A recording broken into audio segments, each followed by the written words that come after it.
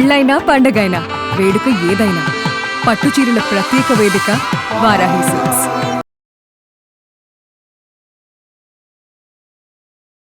నమస్తే రమగారు. నమస్తే జయ.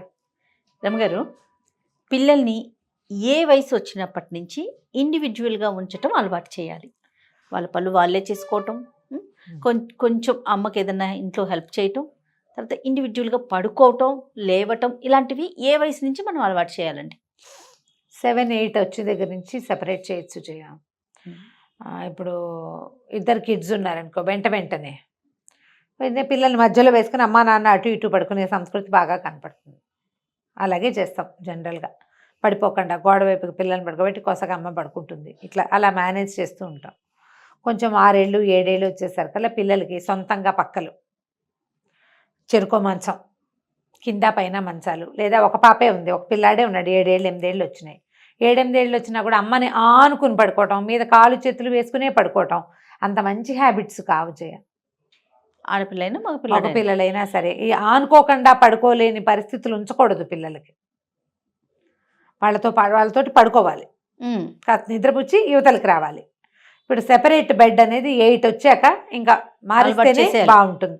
అప్పుడు ఏమవుతుందంటే కొంచెం 8 ఏళ్ళు వచ్చేసరికి పిల్లలు చూడు ఇండిపెండెంట్గా చదువుకోవటం, వాళ్ళంతటా వాళ్ళు చదువుకోవటం, వాళ్ళంతటా వాళ్ళు ఏదైనా డెసిషన్ మేకింగ్, అవన్నీ ప్రాక్టీస్ కావాలి. అయితే ఏంటంటే ఇప్పుడు ఈ రోజుల దృష్ట్యా నీ దారి నువ్వు వెళ్ళి పడుకోండి, వాడు ఫోన్ చూస్తాడో ల్యాప్టాప్ చూస్తాడో, నువ్వు తలపేసుకుని నీ దారి నుండి వాడిని తలపేసుకుని వాడి దారిని పడుకోమని ఫారిన్ కల్చర్ల లాగా మనం చేయలేకపోతాం. మనకు బోల్డని భయాలు, అనుమానాలు, బెంగలు, పరిస్థితులు కూడా అలాగే ఉన్నాయి. మంచి మెథడ్ ఏంటంటే పిల్లల్ని సెపరేట్ చేస్తే, ముందంతా మనతోటే పడుకుంటారనుకో, మనతోటి పడుకున్న పిల్లాడిని 10ంటికి నిద్రపుచ్చుతావు, నువ్వు 12 పడుకుంటావు. ఏం చేస్తావు? పిల్లాడిని పడుకోబెట్టి వెళ్ళి పని చేసుకుంటావా?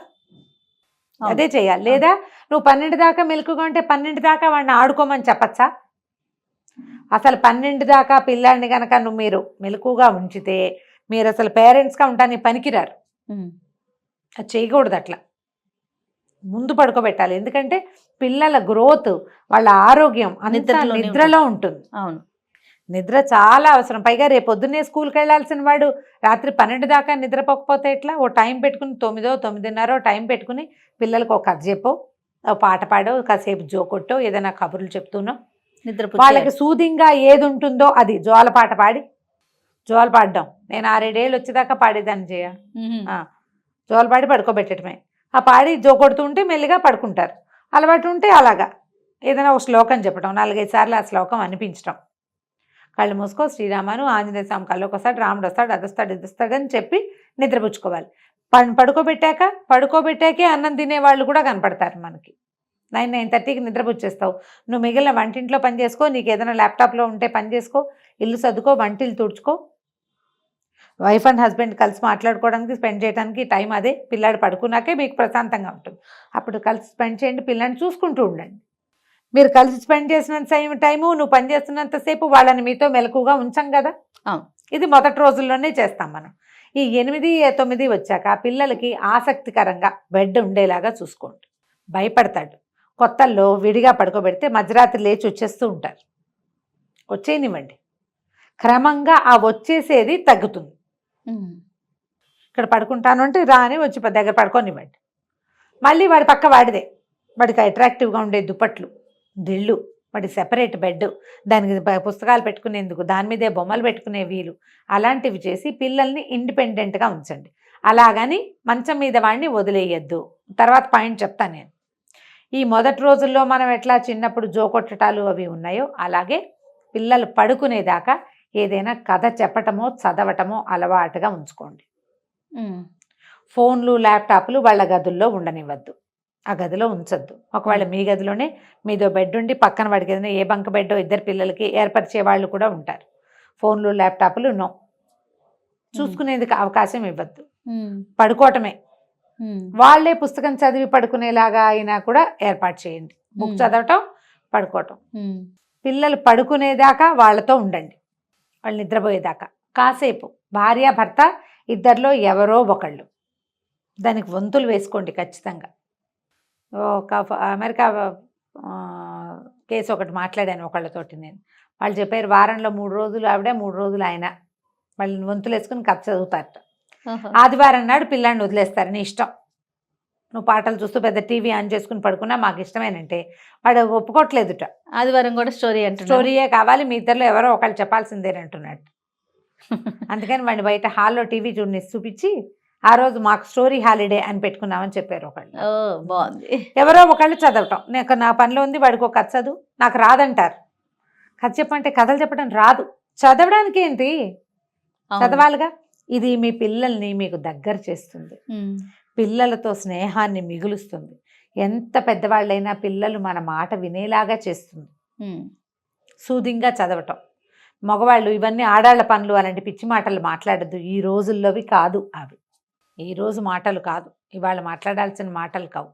కానీ పిల్లల్ని సపరేట్గా ఉంచండి. ఎప్పుడు ఒక కన్ను వేసి నిద్రపోతున్నారా లేదా, ఇన్ టైం పడుకున్నారా లేదా చూసుకోండి. వాళ్ళే రీడ్ చేసి పడుకునే రోజులు వస్తాయి. అవును. సో ఇలా ఉంచడం వల్ల ఉపయోగాలు ఏంటి రమ్మగారు? సపరేట్గా ఇండివిజువల్గా వాళ్ళకి అలవాటు చేయటం వల్ల ఉపయోగం ఏంటి అంటారు? పిల్లలు ఇండివిజువల్గా అవటం చేయ, డిపెండెంట్స్ కారు, భయపడకుండా ఉంటారు. మనం రేపొద్దున ఏ హాస్టల్కో పంపించదలుచుకుంటాం, అప్పుడు వాళ్ళంతటా వాళ్ళు పడుకోవటం, వాళ్ళంతటా వాళ్ళు చేయటం. పిల్లలకి ఇండిపెండెంట్గా ఉంటాను నేర్పించద్దా మనం? అవును. నీ దారి నువ్వు పడుకుంటావు, నీ దారి నువ్వు గంట సేపు చదువుకో. ఇప్పుడు వాళ్ళని ఒంటరిగా ఉంచాలన్నది కాదు మన ఉద్దేశం, కానీ ఒంటరితనం అలవాటు చేయటం. ఇద్దరు పిల్లలు ఉంటే పెద్ద సమస్య ఉండదు చేయ. దగ్గర వయసు వాళ్ళైతే మరీ ఉండదు, మరీ హాయి. కొంచెం దూరం ఏజ్ గ్యాప్లు అయితే కాస్త చిన్నపిల్లల్ని తల్లులు కొంచెం కాచుకుంటూ ఉండాలి. దీనివల్ల ఏమవుతుందంటే పిల్లలకి రాత్రిళ్ళు భయమేటాలు, వాళ్ళు బెదరటాలు, కంగారు పట్టాలు అవి రివీల్ చేయకుండా, అంటే బితుగ్గా ఉంటారు, భయపడుతూ ఉంటారు పిల్లలు. ఆ లక్షణం పోగొట్టాలి, ఆ లక్షణం పోవాలి. నేను నాది అనే ధోరణి రావాలి పిల్లలకి. నన్ను ఎంతసేపు ఎవరైనా మొయ్యాలనే ధోరణి పోవాలి. మంచిది ఇది. కాకపోతే ఏంటంటే దీనివల్ల ఇండివిజువాలిటీ వచ్చేసి పేరెంట్స్ని వదిలేస్తారు లాంటి భావాల్లో ఉండి 19 ఏళ్ళు వచ్చినా 20 ఏళ్ళు వచ్చినా తల్లులు పక్కల్లోనే పడుకోవటం మాత్రం చాలా బ్యాడ్ ప్రాక్టీస్, చాలా బ్యాడ్ ప్రాక్టీస్. అదేమంతా అడ్వైజబుల్ కాదు. ఇదివరకటి రోజుల్లో పెద్దవాళ్ళు ఉండేవాళ్ళు కదా జయ, పడుకోవచ్చు, తాత పక్కన నాయనం పక్కన అంటే పక్కల్లో ఏం పడుకునే వాళ్ళు. కాస్త పెద్దవాళ్ళు అయ్యాక పిల్లలకి వాళ్ళ వేరే మంచం ఉన్నా అక్కడే ఉండే తాత మామ ఏదో కబుర్లు చెప్తూ ఏదో మాట్లాడుతూ, పిల్లలకి ఏంటంటే వెనకాల మనతోటి ఒకళ్ళు ఉన్నారు, మారల్ సపోర్ట్ లాగా ఒక ఫీల్ ఉండేది. ఇప్పుడు మన జీవితాలు అలా లేవు. అవును, మనకు అసలు అవకాశమే లేదు. ఎవడైనా ఒకడుకుంటే వాడిని చూసి మిగిలిన వాళ్ళు ఆశ్చర్యపోయే పరిస్థితి వచ్చింది. అవును.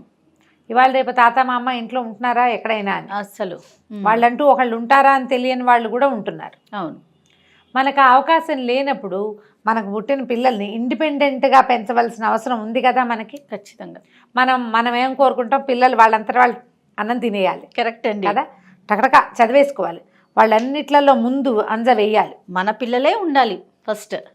మరి దానికి ఏం కావాలి? పిల్లలు కరేజ్, ధైర్యం, ఇండిపెండెంట్ ఫీలింగ్, అది ఇలా వస్తుంది. ఇలాంటివి అలవాటు చేయటం వల్ల ఇది ఒక మార్గం. దానికి నువ్వు వాళ్ళతో ఉండు, వాళ్ళతోనే ఉండద్దు. ఇది ఆలోచించండి. కుదిరిందా? ఇప్పుడు మనకు ఒకటే గది, సింగిల్ బెడ్రూమ్ ఇల్లు లేదా ఒక రూమ్ ఇల్లు, వీళ్ళని చేయలేమని చెప్పలేకపోతాం. అప్పుడు కూడా సెపరేట్గానే ఉంచాలి. ఇద్దరు ఆడపిల్ల మగపిల్లలు అయితే వీళ్ళిద్దరిని కలిసి 10 ఏళ్ళు వచ్చినా పక్కలు కలిపి ఉంచడం మంచిది కాదు. ఎవరికి వాళ్ళని ఏ పిల్లలనైనా కలిపి ఒకే పక్క మీద ఎక్కువ రోజులు వయసు వచ్చేదాకా ఉంచకూడదు. చిన్నతనంలో పర్వాలా, ఓకే, కాస్త వయసు వచ్చాక ఎవరి పక్క వాళ్ళకి సెపరేట్, ఎవరి దుప్పటి వాళ్ళది, ఎవరి దిండు వాళ్ళది, అలాగే అలవాటు చేయాలి. ఎవరి చాపైతే చాపైనా సరే ఎవరి పక్క వాడిదే. ఇలా అలవాటైతే దానితో పాటు ఏమవుతుందంటే ఈ మొదట సెక్యూరిటీ భయంతో ఆనుకుని దగ్గరికి పడుకుంటారు. కానీ ఈ పక్క వాళ్ళ నిద్ర డిస్టర్బెన్స్, తల్లులు డిస్టర్బ్ అవుతుంటే పిల్లలు కూడా డిస్టర్బ్ అవుతారు. అవును. తల్లులు కదిలినప్పుడల్లా పిల్లలు లేచేస్తూ ఉంటారు.